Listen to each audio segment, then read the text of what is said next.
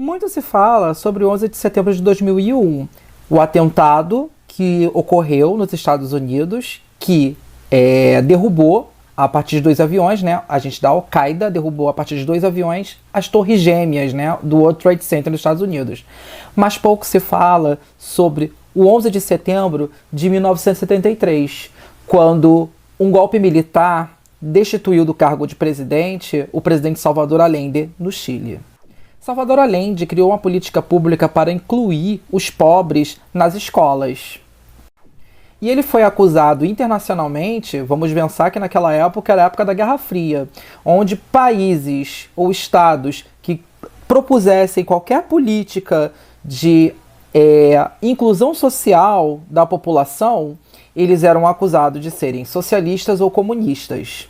Então, naquela época, a gente vivia a Guerra Fria. Então, vários países nessa época, aqui na América Latina, foram acusados de estarem sendo comunistas justamente por estarem promovendo a inclusão social das pessoas mais pobres. Então, vários golpes de Estado aconteceram sob supervisão dos Estados Unidos, no Chile, no Brasil, em 64, na Argentina, em toda a América Latina. Os Estados Unidos apoiaram esses golpes militares e apoiaram também a entrada de presidentes nesses países que, vamos dizer assim, eles deram abertura econômica o máximo possível para os Estados Unidos e para os países capitalistas. Augusto Pinochet foi o ditador militar que governou o Chile a partir de então. E muitas pessoas foram assassinadas politicamente, favelas foram devastadas, né, praticamente, houve muitas remoções de favelas e muita gente foi levada para um estádio no Chile que virou uma prisão, que foi o Estádio Nacional do Chile.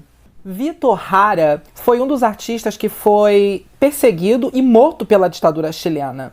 Ele morava em lugar de pobreza e ele era livre, com a voz política criticando aquele estado de ditadura e que estava sendo entreguista para os estados naquele momento.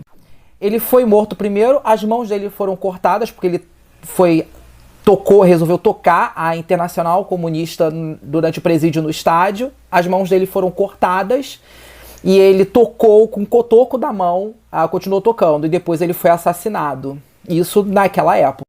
Os Estados Unidos apoiou todo esse terror que aconteceu na América Latina com as ditaduras que aconteceram aqui nas Américas. Mas pouco se fala disso. As maiores vítimas foram pessoas pobres. Vamos pensar nisso.